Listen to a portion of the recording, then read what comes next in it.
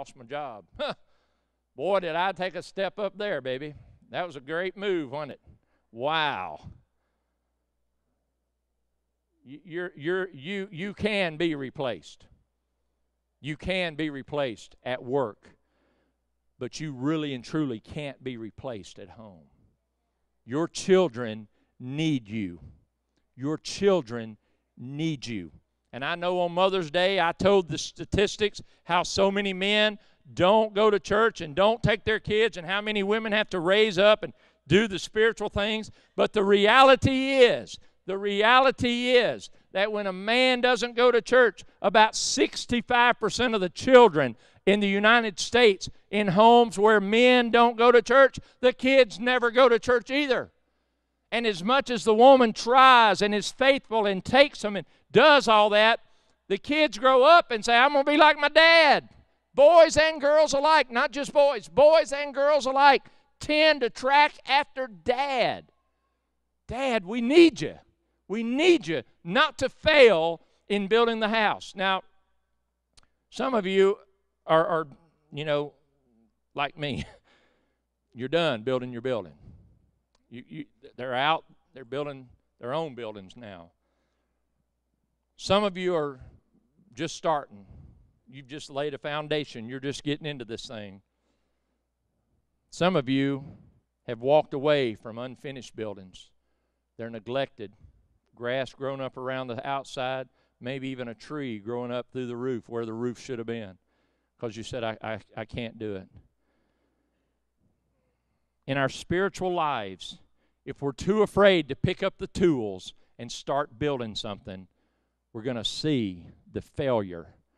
And I don't care how successful you are at anything else, when you fail your own children with God, to me, you failed at it all. And that's tough. So, don't let the fear of failure stop you from trying. Don't let the fear of a short-term failure keep you from even trying, because that's a permanent failure. And I like this. This is just a lot of cliches here, but I like this one too. It doesn't matter how many times you fall down. It matters how many times you get back up. And if you're back up, you're up. And it doesn't matter how many times you fall. Get back up. Get back up. Dads, don't fail at this point. Don't fail at this point. Third point, last one. Back to the master architect. Hebrews chapter 3, verses 1 through 4. Now, this one's kind of tricky. We're going to put it up there. Let it kind of go slow. I don't know how to do that unless I just read slow, because he keeps up with me. Therefore, holy brethren, partakers of the heavenly calling, consider the apostle and high priest of our confession, Christ Jesus. The apostle and high priest of our confession, Christ Jesus, who was faithful to him who appointed him, as Moses also was faithful in all his house. For this one, capital O, Jesus, this one has been counted worthy of more glory than Moses, inasmuch as he who built the house has more honor than the house. For every house is built by someone, but he who built all things is God. Now that's kind of a tricky text right there, because he seems to brag on Moses, and then he seems to take away from Moses, and that's exactly right. He's talking to the Jewish people, Hebrews, and he's saying to them, look at what Moses did. He was faithful to his house, not a building, Israel. He was faithful to bring them out of Egypt, out of bondage. And he says, but there's one who's greater than him. And really and truly, that's who builds the house anyway. I was sitting in my office trying to think of a famous architect. I could think of one. That's all I could come up with in my mind. Famous architects. I thought of another one since then. It was Mr. Brady from the Brady Bunch. If I'm not mistaken, he was an architect. But I'm not sure he counts, since I don't even know Mr. Brady's first name. TV land. Okay. The one I did come up with was Frank Lloyd Wright. Frank Lloyd Wright. Okay. I'll take that. About 25 or 30 people have heard of the guy. If you have any others, don't tell me, because I looked up famous architects and didn't know a single one of them. A couple of Chinese guys I thought were familiar.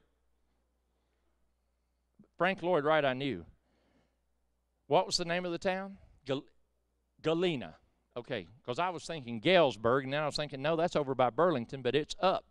Galena, Illinois. How many of you have been there? How many of you know we have a president from there? Anybody know? Ulysses S. Grant, Galena, Illinois. I'm all over this stuff. We were on a tour of Galena, Illinois, and they said, see that house? Frank Lloyd Wright designed that house. I was impressed. We went a few more blocks. Another Wright home. Whoa. I'm thinking, this is an uptown place. Looking at these houses, but the name. If they say, see this house? This is a Seabolt home. See this one? Davidson. What, are those names not just jumping out in your minds? See, it isn't the house. It's the architect. The architect is known through his homes. Those guys are builders. If you're needing buildings, see either one of them. They'll be glad to talk to you. But do you see what I'm saying? That home, if you just drove by it, you might say, that's funny. That's funny how that house is. And then they say Frank Lloyd Wright, and you go, oh, hang on. Let me take that house in, because I know that name, and I'm seeing the work of a master's hand. Wow. Ooh, man, I just got covered with chill bumps. You know what I want? I want when people to see my house and the house of my wife and the house of my children. I don't want them to say, you know, Pastor Chapman and Giselle, they did pretty good raising their kids. I want people to go, wow, the obvious influence